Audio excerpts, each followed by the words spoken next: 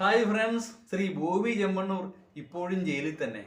ജാമ്യാപേക്ഷ വാദം ഇനി അടുത്ത ചൊവ്വാഴ്ച കേൾക്കുന്നതാണ്. വാദം കേൾക്കുന്നതിനിടയിൽ പൊതു ഇടങ്ങളിൽ മിതത്വം പാലിക്കണമെന്ന് കോടതി അദ്ദേഹത്തെ ഓർമ്മിപ്പിച്ചു. ഇനി തെറ്റ് ആവർത്തിക്കുകയില്ല എന്ന് അദ്ദേഹവും പറഞ്ഞു. അത്രയൊക്കെ ഉദ്ദേശിക്കുന്നുള്ളൂ. ദീർഘകാലം ജയിലിടാൻ അദ്ദേഹം കൊലപാതകയോ രാജ്യദ്രോഹിയൊന്നും അല്ല. സഭ്യേതരമായ ചില പദപ്രയോഗങ്ങൾ അത് ചിലരെങ്കിലുമൊക്കെ വേദനിപ്പിച്ചു. തീർച്ചയായിട്ടും നീതിന്യായ വ്യവസ്ഥിതി ഉറപ്പുവരുത്തുന്ന ശിക്ഷയ്ക്ക് അദ്ദേഹം അർഹനാണ്. അതിലപ്പുറമൊന്നുമില്ല. ഇതോടൊപ്പം കൂട്ടി വായിക്കേണ്ട മറ്റൊരു കാര്യമുണ്ട്. ശ്രീമതി ഹണി റോസിന്റെ വസ്ത്രധാരണം സഭ്യതയുടെ അതിർവരമ്പുകൾ ലംഘിക്കുന്നുവെന്നുള്ള രാഹുൽ ഈശ്വറിന്റെ അഭിപ്രായത്തെയും നമ്മൾ പരിഗണിക്കേണ്ടതാണ്. അദ്ദേഹം പറഞ്ഞ അതുപോലെ അംഗീകരിക്കാനാവുകയില്ലെങ്കിലും ആ പറയുന്നതിനും ചില കാര്യങ്ങളൊക്കെ ഉണ്ട്. വെറുതെ അങ്ങ് തള്ളിക്കളയാനാവുകയില്ല. പക്ഷേ നമ്മൾ ഓർക്കേണ്ട ഏറ്റവും വലിയ കാര്യം എന്ന് പറഞ്ഞാൽ ഇതൊന്നുമല്ല. ഇത് ശ്രീമാൻ ബോബിയെ സംബന്ധിച്ച് ഒരു ഷോക്ക് ട്രീറ്റ്മെന്റ് തന്നെയാണ്. തനിക്ക് പണമുണ്ടെന്ന് കരുതി ആർക്കെതിരെയും എന്തും പറയാമെന്നുള്ള അദ്ദേഹത്തിന്റെ ആ ഹുങ്ക് ഒരുപക്ഷെ ഇതോടെ അവസാനിക്കുമെന്ന് ഞാൻ പ്രതീക്ഷിക്കുകയാണ്. അതോ ഇത് വീണ്ടും തുടരുമോ എന്നുള്ളത് കണ്ടു തന്നെ അറിയേണ്ടിയിരിക്കുന്നു. അതങ്ങനെ ഇരിക്കട്ടെ. പക്ഷേ ഇതല്ല, ഇതിലപ്പുറവും പറയുകയും പ്രവർത്തിക്കുകയും ചെയ്ത ചില മഹാന്മാർ ഇപ്പോഴും കൈയും വീശി നടക്കുന്നു. അവർക്കായിരുന്നു ഈ ഷോക്ക് ട്രീറ്റ്മെന്റ് ആദ്യം നൽകേണ്ടിയിരുന്നത്. നമ്പർ 1 ശ്രീമാൻ മുകേഷ്, നമ്പർ 2 സിദ്ദിഖ്.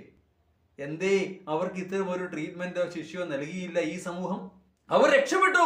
നീതിന്യായ വ്യവസ്ഥയിൽ നിന്നും അതിന്റെ ശിക്ഷാ നടപടികളിൽ നിന്നും അവർ രക്ഷപ്പെട്ടു നിൽക്കുന്നു. കാരണം അവർക്ക് പണവും സ്വാധീനവും ഉണ്ട്. അഥവാ രക്ഷപ്പെടാൻ അവരെ അനുവദിച്ചു ഈ ഗവൺമെന്റ്.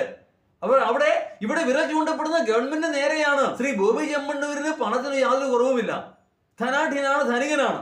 അദ്ദേഹം ധനം സമ്പാദിച്ച വഴികൾ അത്ര നല്ലതല്ല എന്ന് ആരോപിക്കപ്പെടുമ്പോൾ പോലും ആവശ്യത്തിലേറെ പണമുള്ള ആളാണ് ശ്രീമാൻ ബോബി ചെമ്മണ്ണൂർ. അദ്ദേഹം നടത്തുന്ന ചാരിറ്റി പ്രവർത്തനങ്ങൾ പലപ്പോഴും തന്റെ ബിസിനസ് വിപുലീകരണത്തിനുള്ള പരസ്യ പ്രചരണത്തിന്റെ ഭാഗമായിട്ടാണ്, അല്ലാതെ ആത്മാർത്ഥമായിട്ടാണെന്ന് പലപ്പോഴും സംശയം തോന്നും.